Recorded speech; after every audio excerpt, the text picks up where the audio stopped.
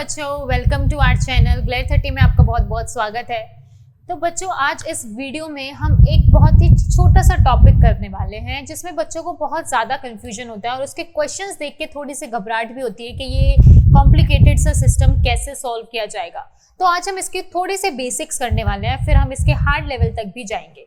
सबसे पहले mass and pulley system है हमारा topic. Mass and pulley system कि मास अटैच है किसी मासलेस पुली से, किसी स्ट्रिंग से, पुली से अटैच है, तो सिस्टम हमारा कहाँ जाएगा, कैसे जाता है, क्या क्या कंडीशंस उसमें लगती हैं, टेंशन इन द स्ट्रिंग कितना होता है, एक्सेलरेशन उस सिस्टम का कितना होता है, इस सब पर बात करेंगे।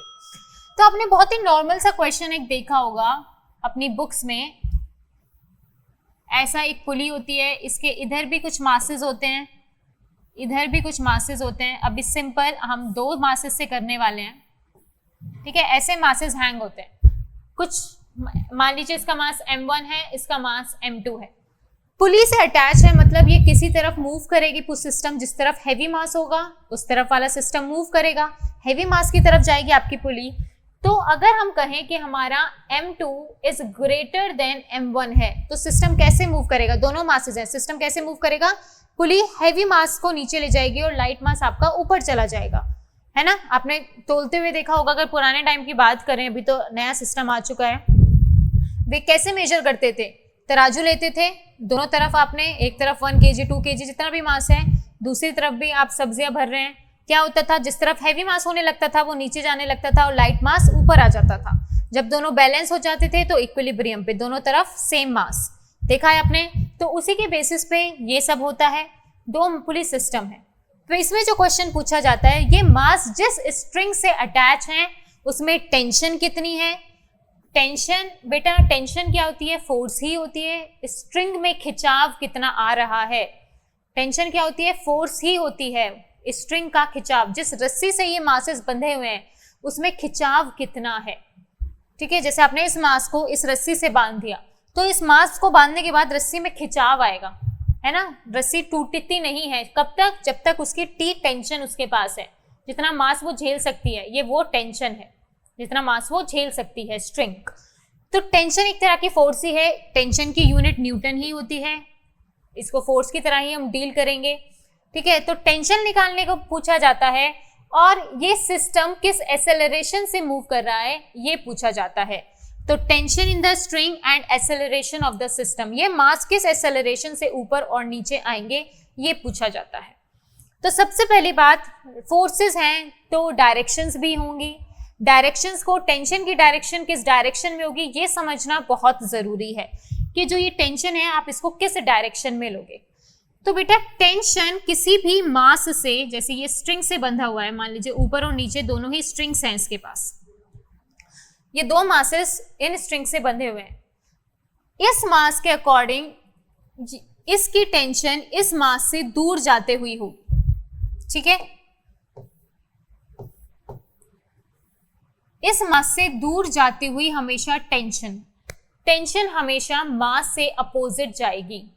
मास से कैसी जाएगी, अपोजिट। ये टेंशन ऐसी नहीं होगी कि टेंशन आपकी मास की तरफ लग रही है, जी नहीं। इसके लिए अगर नीचे टेंशन बनाओगे तो कितनी बनाओगे, इससे हमेशा अपोजिट जाती हुई। इसके लिए भी इससे हमेशा अपोजिट जाती हुई टेंशन्स बनाएंगे हम, ठीक है। इसके लिए भी हमेशा क्या, टेंशन कैसी, अपोजिट। कोई भी मास है स्ट्रिंग से बंधा हुआ है तो टेंशन की डायरेक्शन मास से अपोजिट होगी। ओके, बात समझ आ रही है। और पॉइंट ऑफ कांटेक्ट से भी हमेशा अपोजिट होगी टेंशन।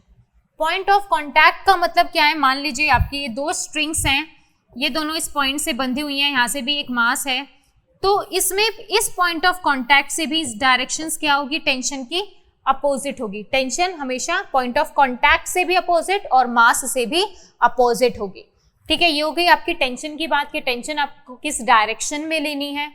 बॉडी का मास हमेशा नीचे जाता है, ये तो आपको पता ही है। चलो दोबारा आ जाइए सिस्टम पे, हमने बात कर ली टेंशन की डायरेक्शन की कि टेंशन की डायरेक्शन क्या ली जाएगी। अगर आप इस सिस्टम को देखें तो एक बात ध्यान रखना, ये जो एक्सेलरेशन है दोनों ही मासेस का सेम होगा। क्यों बेटा, जिस एक्सेलरेशन से ये वाला मास नीचे आ रहा है उतने ही एक्सेलरेशन से ये वाला मास ऊपर जाएगा। ये कंबाइंड सिस्टम है आपका, एक ही स्ट्रिंग से बंधा हुआ है।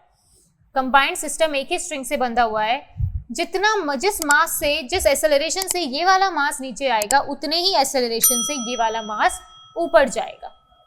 तो दोनों का ही एक्सेलरेशन सिस्टम का सेम होता है। दोनों ही एक्सेलरेशन क्या होगा? सिस्टम का सेम होगा। इसको मानकर हम इसका प्रूफ t और a की वैल्यू निकालते हैं। तो और एक बात याद रखना, अगर इस स्ट्रिंग के बीच में कोई भी मास नहीं आ रहा, मान लीजिए एक मास स्ट्रिंग के इधर है और एक मास स्ट्रिंग के इधर है, तो इस पूरे ही स्ट्रिंग में सेम टेंशन रहेगी। इस पूरे ही स्ट्रिंग की टेंशन क्या रहेगी? इस पॉइंट पर भी टेंशन T, इस पॉइंट पर भी टेंशन T, पूरे ही स्ट्रिंग की टेंशन सेम है अगर आपकी स्ट्रिंग मासलेस है। बेटा इसमें हमेशा क्वेश्चन आता है कि string is massless. If string is massless आप अज्यूम करते हो तो स्ट्रिंग के हर एक पॉइंट पे टेंशन सेम रहती है। जब तक इस स्ट्रिंग के बीच में कोई मास नहीं आ जाएगा तब तक ये पूरे स्ट्रिंग में टेंशन T ही रहेगी। तो इस मास को जब डील करोगे तो इसके लिए इसी टेंशन की डायरेक्शन ये हो जाएगी, और अगर आप इस मास को डील कर रहे हो तो इसी के लिए यही टेंशन T इससे अपोजिट डायरेक्शन में हो जाएगी। मास से हमेशा उल्टा लोगे आप टेंशन सेम है। मान लीजिए ये टेंशन आपकी 30 न्यूटन है, तो 30 न्यूटन की डायरेक्शन इस मास के लिए ये वाली है, और 30 न्यूटन की ये भी 30 न्यूटन है, बट इसकी डायरेक्शन इस मास के लिए ये वाली होगी, अपोजिट टू द मास। ठीक है, चलिए अब हम पहला क्वेश्चन करने वाले हैं। इन्हीं कॉन्सेप्ट को आपको क्वेश्चन से समझ आ जाएगा। मान लीजिए आपका क्वेश्चन है, पहले 2 मास सिस्टम ही लेते हैं। एक पुली से आपके 2 मास अटैच हैं,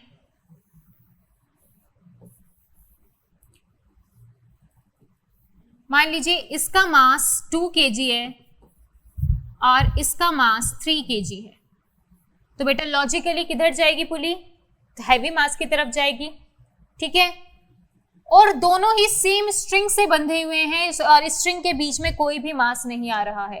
तो जितनी टेंशन स्ट्रिंग में यहां पर होगी तो इसके लिए टेंशन की डायरेक्शन ये इस वाले मास के लिए और इस वाले मास के लिए भी अपोजिट, और ये दोनों ही टेंशन सेम रहेंगी क्योंकि यहां से लेकर यहां तक पूरा एक ही स्ट्रिंग है और बीच में कोई स्ट्रिंग के मास भी नहीं आया। तो दोनों ही स्ट्रिंग में आपकी क्या रहेगी? सेम टेंशन रहेगी। ये दोनों आपके मासेस हो गए।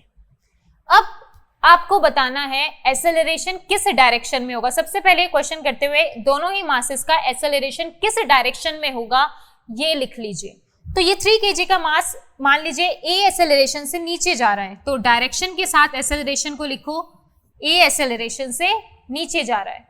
ये वाला मास इतने ही एक्सेलरेशन से ऊपर आएगा, ये वाला मास इतने ही एक्सेलरेशन से ऊपर आएगा। जितने एक्सेलरेशन से नीचे जाएगा उतने ही एक्सेलरेशन से ये वाला मास ऊपर आएगा। सबसे पहले हर एक मास, ये तो 2 मास सिस्टम है, आगे जाके आपके मासेस भी इंक्रीज करेंगे और मासेस ऐड करते जाएंगे, तो पूरा ही सिस्टम ए एक्सेलरेशन से चलेगा और हर मास के लिए एक्सेलरेशन की डायरेक्शन लिखना जरूरी है कि ये डाउनवर्ड डायरेक्शन है इसकी और इसकी अपवर्ड डायरेक्शन है। अब देखो क्या क्या करना है, हर एक मास को अलग अलग लेकर चलना है और उस पर जितनी भी अपवर्ड और डाउनवर्ड फोर्स लग रही है वो लेनी है। ठीक है, फॉर एग्जाम्पल इस बॉडी का मास डाउनवर्ड लग रहा है, ये हैंगिंग है तो एक्सेलरेशन ड्यू टू ग्रेविटी भी लगेगी, तो इसका मास mg नीचे और टेंशन ऊपर। इस मास को अलग से लिख लो, इस पे इसका मास mg नीचे और t टेंशन ऊपर, और ये खुद a एक्सेलरेशन से नीचे आ रहा है। ठीक है, इसको आपने अलग से बना लिया। इस पे सारी फोर्सेस जितनी भी हैं और जितने एक्सेलरेशन से आ रहा है उसकी डायरेक्शन बना ली। बेटा एक बात बताओ मुझे, अगर आप इस पर 30 न्यूटन की फोर्स नीचे है और 20 न्यूटन की फोर्स ऊपर है तो ये किधर मूव करेगा? सिंपल सा क्वेश्चन है। एक बॉक्स लिया आपने, उस पर 30 न्यूटन की फोर्स नीचे है और 20 न्यूटन की ऊपर है, तो ये किस डायरेक्शन में मूव करेगा? बेटा नीचे मूव करेगा, नीचे वाली फोर्स ज्यादा है तो नीचे मूव करेगा, बट कितनी फोर्स से? 20 तो ऊपर है, 30 आपने नीचे लगाई पर 20 ऊपर ले गई, तो 20 को माइनस करना पड़ेगा 30 में से, तो कितनी फोर्स से ही नीचे जाएगा? 30 माइनस 20, तो 10 नेट फोर्स है इस पे डाउनवर्ड। तो कहां जा रहा है? ये नीचे जा रहा है। कितनी फोर्स से? 10 न्यूटन की फोर्स से। तो नेट फोर्स इस पे डाउनवर्ड है इसलिए वो नीचे जा रहा है, और वो नेट कैसे आई? नीचे वाली फोर्स माइनस ऊपर वाली फोर्स। जिधर भी वो मास जा रहा है वो वाली फोर्स मतलब बड़ी होगी, ये बात समझ लीजिए। जो भी जिधर भी उसका एक्सेलरेशन है, मतलब जिधर भी वो मूव कर रहा है, वो उस डायरेक्शन की फोर्स बड़ी होगी एज कंपेयर टू ऊपर वाली फोर्स से। तो यही लॉजिक लगा के आपको इक्वेशंस बनानी है। और ये 10 न्यूटन आया कैसे, नेट फोर्स आई कैसे, downward force minus upward force, क्योंकि वो ए एक्सेलरेशन से नीचे जा रहा था। तो चलिए देखिए, यही सेम यही इक्वेशन हमें यहाँ पे बनानी है। जैसे वो 30 - 20 आया था आपके पास, कैसे आया था, तो ये नेट ए एक्सेलरेशन से नीचे जा रहा है और इसका मास कितना है 3 kg है। तो लिख लीजिए, नेट ए एक्सेलरेशन से नीचे आ रहा है तो फोर्स कितनी हो जाएगी, नीचे वाली force net downward force ma होगी बेटा, जितना एक्सेलरेशन से नीचे जा रहा है, नीचे नेट फोर्स की वजह से ही जा रहा होगा। तो ma है, m और a आपका नेट फोर्स है। तो net force is equals to जिस डायरेक्शन में जा रहा है वो फोर्स बड़ी होगी, और आपने कहा ये ए एक्सेलरेशन से नीचे जा रहा है तो नीचे वाली फोर्स बड़ी होगी एज कंपेयर टू ऊपर वाली फोर्स। तो इक्वेशन क्या बनेगी, mg minus T, mg minus T, ये आपकी एक इक्वेशन बन गई। ma is equals to mg minus T. इतनी बात क्लियर है। नीचे जा रहा है तो नीचे की फोर्स बड़ी होगी, और नीचे की फोर्स कितनी है, mg है, ऊपर की कितनी है, t है, तो mg माइनस टी। सो ये हमारी बन गई एक इक्वेशन, इक्वेशन 1। ठीक है, a और t, mg आपको पता है मास कितना है आपका 3 है, so 3a is equals to 3 into g, और g भी आपको पता है 10 ले लीजिए या 9.8 ले लीजिए। एक इक्वेशन बट दो वेरिएबल, a भी निकालना है और t भी निकालना है। इक्वेशन एक ही है आपके पास, क्या करना पड़ेगा, एक और इक्वेशन चाहिए तो एक और मास ले लीजिए। हमारे पास एक और भी मास है, अब इस मास को हटा दीजिए। अब कौन सा मास लेना है, अब ये वाला मास ले लीजिए, 2 kg वाला मास। इस पे भी सारी फोर्स निकाल दीजिए। ऊपर T टेंशन, नीचे इसका body weight that is 2g या फिर mg, इसका जो भी मास है, और ये a एक्सेलरेशन से ऊपर जा रहा है। अब देखो इसका जो एक्सेलरेशन है वो ऊपर की डायरेक्शन में, ऊपर मूव कर रहा है, तो मतलब ऊपर वाली फोर्स बड़ी होगी as compare to downward force. तो इक्वेशन यहां से क्या बन जाएगी, ऊपर जा रहा है मतलब net force in upward direction है, तो ma अब कितना है, अब हो जाएगा t माइनस 2g। बताओ, ये हो गई हमारी दूसरी इक्वेशन।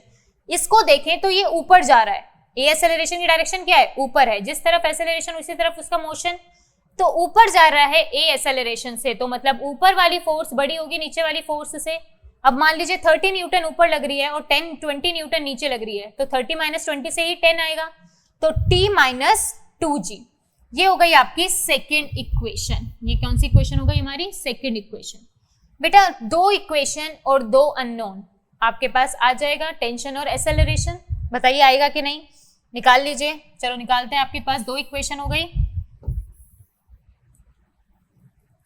दूसरी बार लिख लेते हैं। मास इनटू एक्सेलरेशन, तो 2a is equals to t minus 20, g को आप ले लीजिए 10, तो एक इक्वेशन बन गई थी आपके पास। ये मास थे आपका 3, एक्सेलरेशन था a is equals to 30 minus t, ये हो गई आपकी सेकेंड इक्वेशन। चेक कर लीजिए, मास था 3, a is equals to 3 into g 30 minus t। ठीक है, तो 30 माइनस t। 2 equation 2 unknown. अगर आप इन दोनों इक्वेशन को डिवाइड कर दें तो a से a कैंसिल हो जाएगा और आपके पास t आ जाएगा। आ जाएगा कि नहीं, देखिए, तो 2/3 is equals to t minus 20 and 30 minus t। Multiply कर दीजिए, 60 minus 2t is equals to 3t minus 60। तो यहां से आपके पास 2t को आप उधर प्लस में ले जाइए, 5t इज इक्वल्स टू 120 आ गया आपके पास, 5t इज इक्वल्स टू 120। तो t आपके पास यहां से आ गया 120/5। कट कर सकते हैं आप, 2 एंड 24 न्यूटन। तो टेंशन कितनी आ गई आपके पास, 24 न्यूटन। अब एक्सेलरेशन, टेंशन आपके पास आ गई 24, यहाँ पे रख दीजिए, जहाँ पे भी रख दीजिए, आपसे आपके पास एक्सेलरेशन आ जाएगा। कितनी है, 2a, 24 माइनस 20 इज 4, तो एक्सेलरेशन आपके पास आ जाएगा 2 मीटर पर सेकेंड स्क्वायर से वो मूव कर रही हैं। तो आपको किसी भी तरह अगर 2 वेरिएबल होंगे आपके पास, एक टेंशन होगा एक एक्सेलरेशन होगा, दो इक्वेशन बनाइए, हर एक मास को अलग अलग रिप्रेजेंट कीजिए, अलग अलग उस पर सारी फोर्सेस लीजिए। बस ध्यान रखिएगा कि एक्सेलरेशन डाउनवर्ड है या अपवर्ड है। हैवी मास की तरफ आपकी ट्रॉली मूव करेगी तो नीचे की तरफ एक्सेलरेशन होगा हैवी मास के लिए, और बस वही जिधर मूव मोशन होगा मतलब उधर की फोर्स बड़ी है एज कम्पेयर टू ऊपर वाली फोर्स, तो जिधर की फोर्स ज्यादा होगी, जिधर मूवमेंट होगा उस वाली फोर्स से ऊपर वाली फोर्स टेंशन को माइनस करना है। तो ये आप छोटा सा कॉन्सेप्ट है जहां से आप टेंशन को समझ पाएं, उसका एक्सेलरेशन कैसे निकालें। इससे बहुत ही ज़्यादा और भी मासेस हम ऐड कर सकते हैं, बहुत सारे मासेस को एक साथ कर दीजिए। तो हम ये आने वाली लेक्चर्स में इसके कॉम्प्लिकेटेड मोशंस को स्टडी करेंगे। तो इसमें आप इसके बेसिक्स को सीखें और भी क्वेश्चंस करने के लिए प्लीज़ हमारे चैनल को शेयर और सब्सक्राइब करें।